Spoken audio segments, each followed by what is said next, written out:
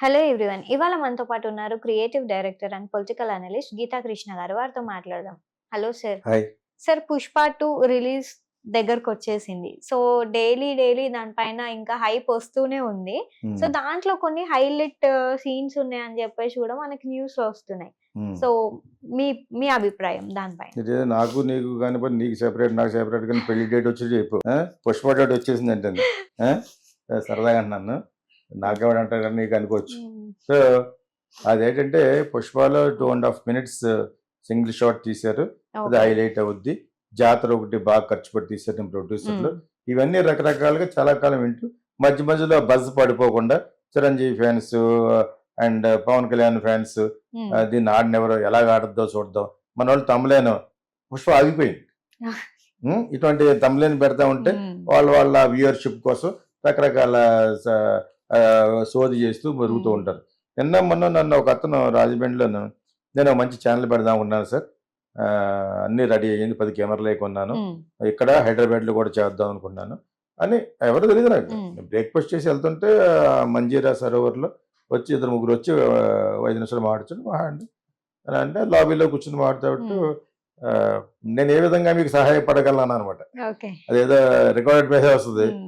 ఆ విధంగా అంటే అప్పుడు మీరు మాకు సజెస్ట్ చేయండి సార్ హ్మ్. అని అన్నాడు. అది లోగో ఒకటి సజెస్ట్ చేయండి, ఇది చేయండి అంటే హ్మ్. మీరు ఏంటంటే అన్ని విషయాల గురించి మాట్లాడదాం అనుకుంటాం. హ్మ్. కొంచెం అగ్రెసివ్గా వస్తున్నాం. ప్రస్తుతానికి ఒక 10 కెమెరాస్ కొన్నాం, ఇంకో 10 కొంటాం అని చెప్పేసి కొంచెం హై లెవెల్లో వస్తున్నారన్నమాట. హ్మ్. అక్కడ చుట్టుపక్కల ఒక తణుకు వీళ్ళందరూ బాయ్స్ హ్మ్. కొద్దిగా రిచ్ కమ్యూనిటీ కొద్దిగా మంచిగా పెడతారు. హ్మ్. నేను ఎందుకని తెలిసానంటే నేను మనం అప్పుడు మాట్లాడతాం కదా, హ్మ్. దాని ప్రకారంగా తెలిసి దాన్ని గుర్తుపెట్టి అడిగారు. మీరైతే ఇంతలా పెడుతున్నారు, ప్రతి విషయం మీద మాట్లాడుతున్నారు కాబట్టి ఒకటి ఏదంటే గ్రామ్ ఫోన్ ఉంటుంది కదా, హ్మ్. Gram phone his master voice అంటారు కదా, దాని ఎదురుగుండా కుక్క కూర్చొని ఉంటుంది. ఓకే. ఆ? దాన్ని అదే సేమ్ దా కాపీ కొట్టితే మళ్ళీ కాపీ కొట్టే ఉంటారు హ్మ్. కాబట్టి మీరు లోగో ఇలా వేయండి. హ్మ్. ఒక స్పీకర్ మీరు ఎలా మాట్లాడుతున్నట్టు ఈ విధంగా హ్మ్. కాదు, ఈ హ్మ్. విధంగా కాకుండా ఈ విధంగా ఇలా ఓకే. పట్టుకుంటారు, షూటింగ్ లో అవును. మాట్లాడతారు కదా, ఆ విధంగా ఇక్కడి నుంచి మాట్లాడచ్చు అనమాట. హ్మ్.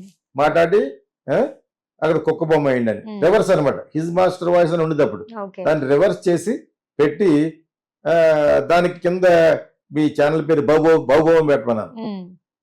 అంటే మరొకటి కదండి అన్నాడు. అంతే. హ్మ్. ఆ, ప్రతిదానికి రాష్ట్రంలో ఏం జరిగినా మేము బాబు అంటారు అనమాట. అర్థమైంది ఇప్పుడు. ఓకే. సో, అంచేత హ్మ్. వాళ్ళు నిజంగా చాలా సీరియస్ తీసుకున్నారు యాక్చువల్గా. అలా పెట్టండి బాగుంటుంది. హ్మ్. చూడగానే వినగానే అంత బాగుంటుంది కూడా. మీరు అప్పుడు ఏ విషయం గురించి అయినా మాట్లాడొచ్చు అని హ్మ్. అన్నాను. పాపం థ్యాంక్స్ చెప్పారు, వెళ్ళిపోయారు. నా నెంబర్లు ఏం తీసుకున్నారు. అని తర్వాత మళ్ళీ అడుగుతా ఉంటే అస్తమానం అడగండి, ఏదో హ్మ్. ఒకటి అడిగారు చెప్పేసాను మీకు అని అనమాట. సో అలాగా ఇక్కడ ఏ విషయం జరిగినా మరుగుతారు కాబట్టి. ఇప్పుడు పుష్ప 2కి అదృష్టం ఏంటంటే ఒకటి వాళ్ళు నిమగ్నతతోటి ఇచ్చేశారు. ఓకే. సినిమా తీశారు, బాగా హ్మ్. తీశారు. ఆ బ్యానర్ తీసిన ప్రొడ్యూసర్లకి చాలా చాలా మంచి బజ్ ఎందుకు ఏర్పడింది. హ్మ్. ఈ మన బన్నీకి జరిగిన అపోజిషన్ గురించి వాళ్ళ ఓకే. ఫ్యామిలీలోనే జరుగుతుంది హ్మ్. కాబట్టి. సో అది అడికి బాగా ప్లస్ అయింది. హ్మ్. సో ఈ మధ్యలో మళ్ళీ దేవిశ్రీ ప్రసాద్ని సీన్లో పట్టుకొచ్చారు. ఉమ్, అతను ఏదో 2, 3 రీ రికార్డింగ్లు అతను చేసి పెద్ద బాగోలేదని ఓకే. వీళ్ళెవరు తమన్నా హ్మ్. హ్మ్. తమన్నని ఇంకోటి ఎవడో కాంతారా మ్యూజిక్ డైరెక్టర్ అని హ్మ్. ఇంకోటి ఎవరిని వాళ్ళు చేశారు. వాళ్ళు చేస్తే ఆడేస్తటి ఏముంటది. అది అది కూడా బజ్ కోసం హ్మ్. చేశారేమో అని అనిపించింది. ఫైనల్ గా నా టైటిల్ ఉంటేనే నేను ఒప్పుకుంటాను, లేకపోతే తప్పుకుంటానని దెబ్బైపోతారు తెలుసా మీకు. ఓకే. మొత్తం పాటలు ఇచ్చేమన్నాడు అనుకోండి. హ్మ్. ఇళరాజా ఒక సినిమాకి అలాగే అడిగాడు. అంతకుముందు ఇప్పుడు హ్మ్. హే రామ్ అనే సినిమాకి అంతకుముందు ఎల్ సుబ్రహ్మణ్యం ఎవరో ఇచ్చారు అది. హ్మ్. కమల్కి అతనికి పడలేదు. మళ్ళీ ఇళరాజా దగ్గరికి వచ్చాడు. అప్పుడు ఆ పాటలు తీసేయమన్నాడు హ్మ్. ఆ మ్యూజిక్ డైరెక్టర్. రిమూవ్ ఎవ్రీథింగ్ అని. అది ప్రొసీజర్ అది. హ్మ్. నీకు కొన్ని పాటలు నియించుకుంటాను, కొన్ని పాటలు ఎక్కడ అటువంటి నకరాలు చేయకూడదు. హ్మ్. ఎందుకంటే అతను బ్రహ్మాండం రీ రికార్డింగ్ చేశాడు కాబట్టి అతనికి యాటిట్యూడ్ ఉంది. హ్మ్. అటు బుడ్డోడు కానీ తెలిసి నాకు దేవి ప్రసాద్ ఫాదర్ నెక్స్ట్. చచ్చిపోతే హ్మ్. ఇతను 10th ఉన్నప్పుడు ఫస్ట్ ప్రోగ్రామ్ ఇచ్చాడు వెంకట సుబ్బారావు హ్మ్. స్కూల్లో హ్మ్. మెడ్రాస్లో. నన్ను రమ్మని వచ్చాడు సత్యమూర్తి ఫాదర్. హ్మ్. అన్నాడు, నువ్వు ఉంటే కొంచెం ఇది నువ్వు ఇళయరాజాతో సినిమాలు చేస్తున్నావు హ్మ్. కాబట్టి నా కొడుకు ఫస్ట్ టైం కీబోర్డ్ చేస్తాడు. అప్పుడే ఆ రోజుల్లో హ్మ్. ఊగేస్తున్నాడు హ్మ్. 10th క్లాస్ టైంలోనే. సో దాని తర్వాత చాలా కాలం తర్వాత మ్యూజిక్ డైరెక్టర్ అయిన తర్వాత ఈ సత్యమూర్తి మళ్ళీ ఫ్లైట్లో కలిస్తే పెరాల్సిస్ వచ్చింది అతనికి. హ్మ్. ఇంటికి రావాలి నువ్వు తప్పన బాగా ఫ్రెండ్ అతను. రావాలంటే నేను ఇంటికి వెళ్ళి వస్తాను, కొంచెం ఫ్రెష్ అప్ అయ్యని అతన్ని వీల్ చైర్ దించారు. నేను ఇంటికి వెళ్ళి అనుకున్నట్టుగా వెళ్ళాను. అక్కడ ఉన్నాడు మనోడు. అప్పుడే అన్నాడు ఫాదర్, మనోడు కొంచెం పెళ్లి చేసుకోమని చెప్పాను. పెళ్లి చేసుకుంటలేదు మనోడు, అర్థమైందా? దాన్ని పైకి తీసుకెళ్లి రికార్డింగ్ థియేటర్ అని చూపించాడు. సాలిగ్రామ్ అనే ప్లేస్ ఉంటుంది మెడ్రాస్ లో. సో అప్పుడు కొంచెం ఎస్టాబ్లిష్ అయ్యాడు. దాని తర్వాత ఇంకా బాగా ఎస్టాబ్లిష్ అయ్యాడు. ఇతని పాటలో ఇళయరాజా నుంచి థ్రెడ్ తీసుకున్నా కూడా ఇళయరాజా వాసన కనపడకుండా చాలా బాగా చేస్తాడు. మనిషి ఒక్కొక్కటికి ఒక టాలెంట్ ఇస్తాడు. అతను చిన్నప్పటి నుంచి కీబోర్డ్లు అలా పెట్టుకుంటూ రెహమాన్ లాగే అదే ఇతను కొంచెం కమర్షియల్ సైడ్ వెళ్ళాలనుకున్నాడు. కమర్షియల్ సక్సెస్ చేయడం మరి హైయెస్ట్ పెయిడ్ కదా ఈ రోజున. ఈ రోజున one of the highest paid, one of the కూడా కాదు, ఇదే హైయెస్ట్ పెయిడ్ అనుకుంటా. సో అతను చేయలేకపోవడం పుష్ప 1 చేసి రక్తి కట్టించినప్పుడు పుష్ప 2 చేయలేకపోవడం ఇది కూడా ఏదో బస్ కోసం చేసాడేమో అని నాకు అనుమానం. సో ఇదొక హైలైట్. ఇప్పుడు నువ్వు అడిగిన హైలైట్ లో ఇది పెద్ద హైలైట్. ఇది ఏం చేసినా కూడా వాళ్ళు అక్కడక్కడ 2-3 ఫ్రేజింగ్ చేసినా కూడా రీ రికార్డింగ్ లో ఇతని పేరే మెయిన్ వచ్చేటట్టుగాను వాళ్ళ పేర్లు కూడా ఇస్తే వేయచ్చు. అతని సమ్మతితోటి వితౌట్ హిస్ పర్మిషన్ వేయకూడదు. That means you're demeaning one of the major technician. తెలుసుకోకపోతే తెలియకపోతే తెలుసుకోండి ప్రొడ్యూసర్లు కూడా. ఇది నిజంగా పబ్లిసిటీ కోసం చేస్తున్న స్టంట్ ఇంకా నాకు అనిపిస్తుంది. పబ్లిసిటీ కోసమే ప్రొడ్యూసర్లు మెడ్రాస్ మీటింగ్ లోను మీరు లేట్ గా వచ్చాం అన్నారు, ఇలాగ అన్నాడనమాట. ఇవన్నీ నాకు ఎందుకో నాకు ఫిషిగా అనిపించింది. కరెక్ట్ కాదు. కింద వెళ్ళి కూర్చొని నవ్వుతున్నారు ఈ అంటారు. ప్రొడ్యూసర్లు నవ్వుతున్నారు, పక్కన రేష్మిక ఎవరెవరు ఉన్నారు. అంతా చూస్తే నాకు ఏదో విధంగా పబ్లిసిటీ ఉండాలి. నేను ఎప్పుడు బాగానే యాక్చువల్గా మీరు నన్ను ప్రేమిస్తారు, ఎక్కడ ప్రేమ ఉంటుంది అక్కడే క్రిటిసిజం ఉంటుంది, మొత్తాన్ని అడిగి చెప్పేస్తున్నాడు దేవిశ్రీ. సో బట్ అదర్వైజ్ మన తెలుగు ఫిలిం ఇండస్ట్రీలో మ్యూజిషియన్స్ లో అతను ఒక రాక్ స్టార్ కింద తయారయ్యాడు. రంగు ఎల్విస్ ప్రెస్లీ లాగా. ఎల్విస్ ప్రెస్లీ అంటే వెస్టర్న్ సింగర్. ఆయనలాగా డ్రెస్లు గెస్లు జాల్గా ముత్యాలుగా ఉండి ఆ టైప్ లో బాగా తయారయ్యాడు. బట్ ఈ డిజర్వ్స్ ఇట్. మంచి మ్యూజిక్ డైరెక్టర్ యాక్టర్. నేను ఎప్పుడే ఒకసారి రెహమాన్ పాట గురించి అంటే I can't stand it sir అన్నట్టు. అదే వాళ్ళ ఇంటికి వెళ్ళేవాడు. చాలా మంచి పాట ఇది, కానీ అలా అనకూడదు. ఇది ఎదిగే మ్యూజిక్ డైరెక్టర్ ప్లస్ ఆ పాటను అనకూడదు. అది యాక్చువల్గా సూర్య జ్యోతిక మీద అనిబియవా అని ఒక సాంగ్ ఉంటుంది, చాలా బాగుంటుంది. ఆ యొక్క అరేంజ్మెంట్స్ రెహమాన్. నేను ఆ పాట గురించి చెప్పాను బికాజ్ నాకు అథారిటీ ఉంది. నువ్వు ఎలా తెలుసు, నాకు రెహమాన్ కూడా అలా తెలుసు కదా ఇళయరాజా దగ్గర. So anyway I can't stand that song sir అన్నాడు. అటువంటి దోల నోరు ఉంది కొంచెం మనోడికి, ఆ యాటిట్యూడ్ ఉందన్నమాట. అప్పుడు రెహమాన్ అనే అంత సీన్ లేదు అతను నీకు, అతనికి అప్పుడే ఇప్పుడు లేదు. Is different, Ilaiyaraaja is different. So నువ్వు different because you are more commercial. Like Chakravarthy అని మ్యూజిక్ డైరెక్టర్ ఉండేవారు కదా, చక్రవర్తి అని ఉండేవాడు రామారావు గారు సినిమాలు అమలు అన్ని చేసి. ఆ టైప్ లో నువ్వు కొంచెం ఇట్లు మోడర్న్ అంతే. You're not as experimental as Ilaiyaraaja. And 2 notes లో పాట చేశాడు ఇళయరాజా. సో అదే విధంగా A R Rahman has done very big concerts. అంచేత నువ్వు వెళ్ళినా కూడా కమర్షియల్స్ పాటలు ఉంటాయి. You have not done a classics. Pushpa is not a classic. Pushpa ఇది కమర్షియల్ రొచ్చేది, అదే మీకు. బట్ ఎందుకు ఆడిందంటే అతను పెర్ఫార్మెన్స్ బాగుంది. బన్నీది డైరెక్టర్ అలా చేయించాడు. లాజికల్ మిస్ కాకుండా రియలిస్టిక్ ఫిల్మ్ అది. సో అక్కడ లేకపోతే పాట ఎప్పుడైతే పాట ఉందో అప్పుడు నీకు నేషనల్ అవార్డు రాదు. బట్ దీనికి ఎందుకు ఇచ్చారంటే మారుతున్న కాలంలో ఈ scenario of the film watchers, film goers మారింది కాబట్టి వై నాట్ 175 అన్నాడు మనోడు జగన్ లాగా. Why not for a commercial film to give a national award where he performed very well. చాలా బాగా నటించిన బండికి ఎత్తుకోకూడదని ఇచ్చారు. ఎవరెవరో అంటారు ఇన్ఫ్లుయెన్స్ చేసిన మంది ఇచ్చేస్తారండి. అది జనాదరణ అంత బాగా పొందింది. ఇక్కడే కాదు, నార్త్ స్టేట్స్ లోను, హిందీ మాట్లాడే స్టేట్స్ లో కూడా బాగా పెరిగి. అదొక హైలైట్. నువ్వు హైలైట్ గురించి అన్నావు కాబట్టి ఇతను నేషనల్ అవార్డు రావడం ఒక హైలైట్. పవన్ కళ్యాణ్, చిరంజీవి మొత్తం వెరసి హోల్సేల్ ఫ్యాన్స్ వీళ్ళ మీద ఎగ్నెస్ట్ గా మాట్లాడతాను కదా, అదొక హైలైట్. 2.5 నిమిషాల సినిమా సీన్ అనేది పెద్ద హైలైట్ కాదు. అందులో యాక్ట్ చేస్తున్న విలన్ ఫహద్ ఫాజిల్ యాక్ట్ చేసిన సినిమాలో 8 నిమిషాల సీన్ ఒకటి ఉంటుంది. దాని సినిమా పేరు మాలిక్. చూడండి సినిమా మాలిక్, చాలా బాగా తీశారు. అది దానికి ఒక రోజంతా 2-3 రోజులు రిహార్సల్ చేయాలి.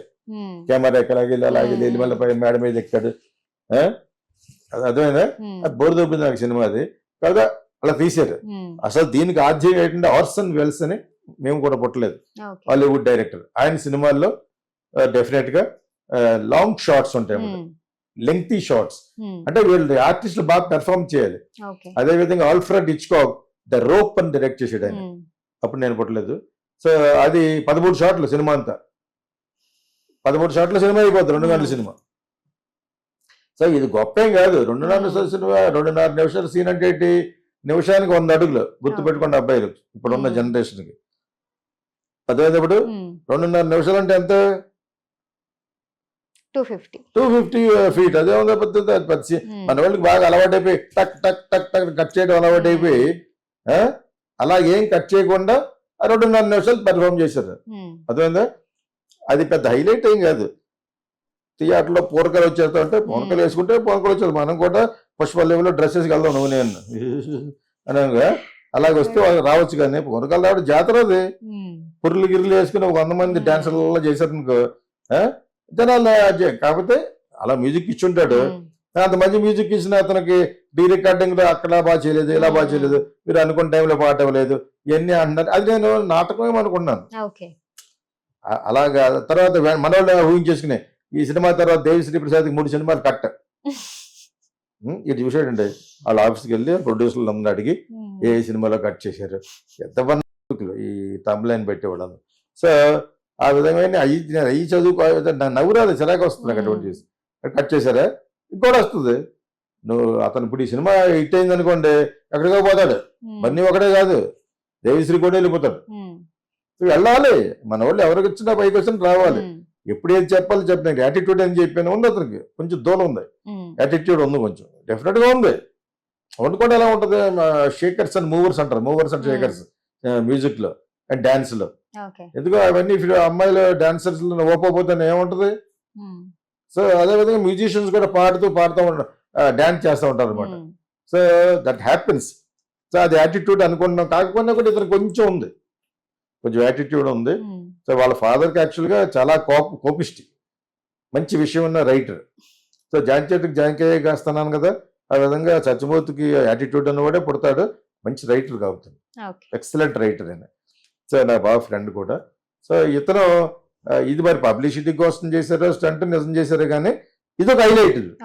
సినిమాలో ఇతను ఇలా స్టేజ్ మీద సార్ ప్రొడ్యూసర్ గారు నా మీద మీరు ప్రేమ ఉండొచ్చు కానీ అంతే, ఎక్కడైతే ప్రేమ ఉంటుందో అక్కడే క్రిటిసిజం ఉంటుంది, ఇవన్నీ తగలాల అన్నాడనమాట వాపలాపలా.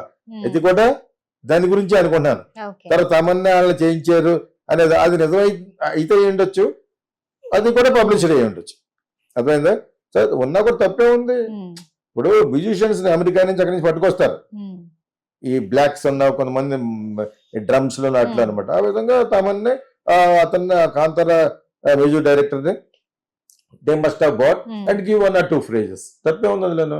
But still Devi Sri music director అలాగే అయిపోతే అది నిజంగా, ఇది నిజంగా నేను అనుకున్నట్టు అంబక్ కాకపోతే దే కెనాట్ డూ ఇట్.